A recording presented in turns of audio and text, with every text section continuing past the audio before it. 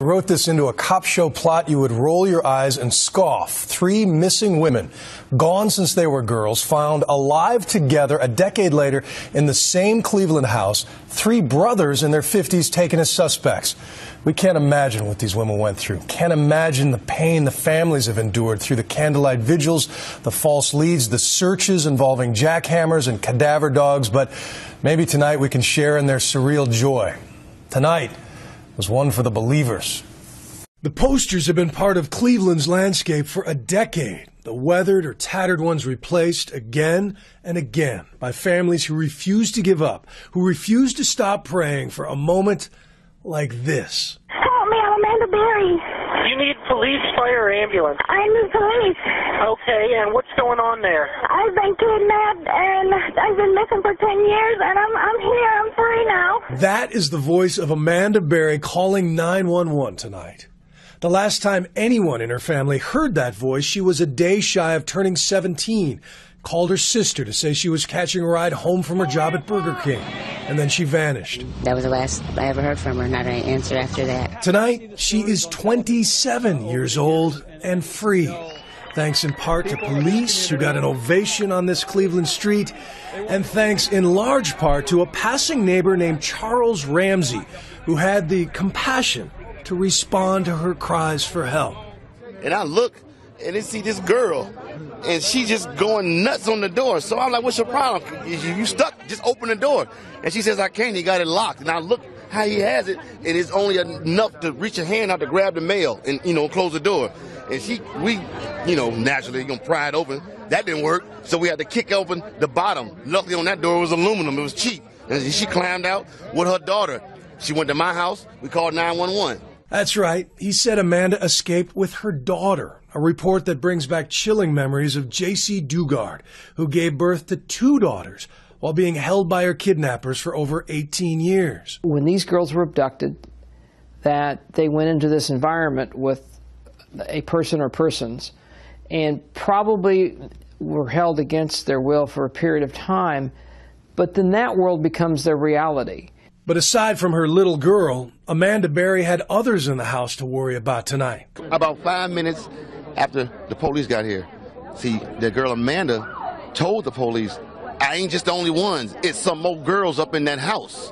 So they went up there, 30, 40 deep, and when they came out, was just astonishing. For these officers that have been working in these cases for all these years, it was just amazing to see the emotion on these seasoned law enforcement officers when they went in there and saw Amanda and Gina and Michelle. Yes, inside the home they also found Georgina de Jesus, who also went missing from this very neighborhood 9 years ago, walking home from a middle school a few blocks from where Amanda disappeared. Tonight, that little girl on FindGeorgina.com is 23 years old. And they also found Michelle Knight, who went missing in 2000, but since she was 20 at the time, didn't get as much attention as the younger girls. But all 3 are getting much loving attention at Metro Health Medical Center. Currently, they're safe. We're in the process of evaluating their medical needs. They appear to be in fair condition at the moment. We love you, Amanda! We share, right?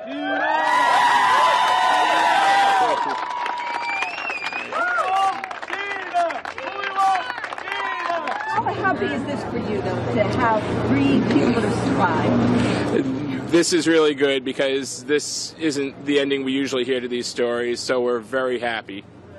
We're very happy for them. Now attention turns to the kind of person or persons who could have held prisoners like this for so long. Police will only say they have 3 Hispanic men in custody, ages 50 to 54, but our sources tell us they are brothers. The middle brother's name, Ariel Castro, and according to his neighbor, he lived a life far above suspicion. We see this dude every day.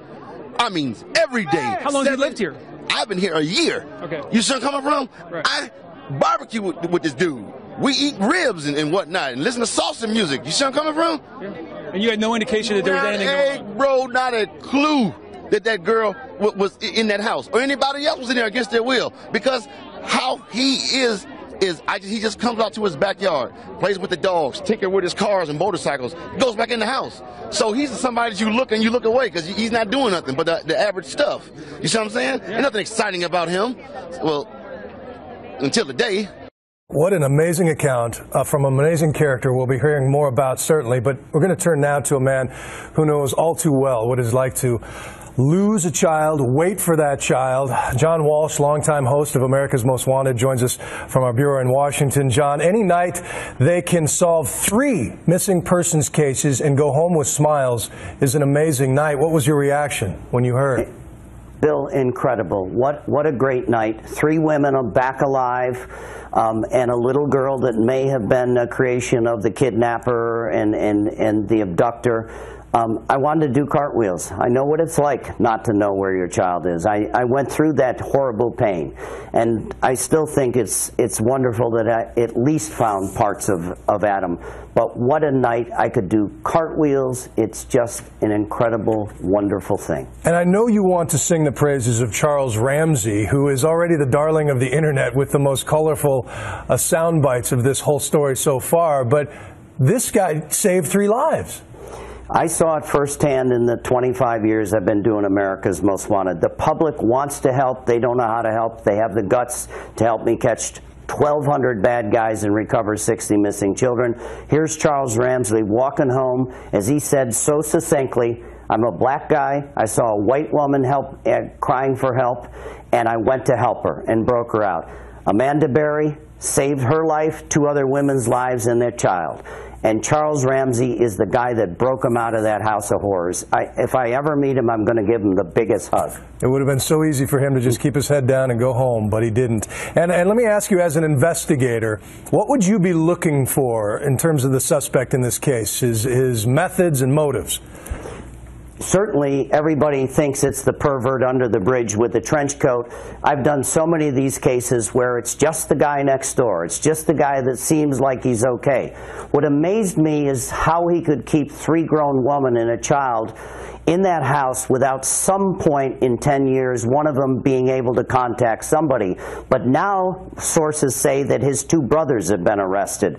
We all wondered if he had help. How do you keep 3 grown women and a child in a house in a neighborhood and that they're never seen?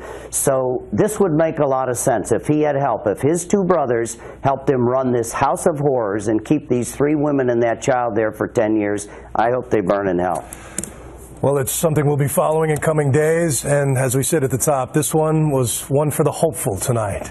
It's so great to have a moment of victory after all those years of tragedy, talking about other stories that don't go as well. John Walsh, thank you. Thank you.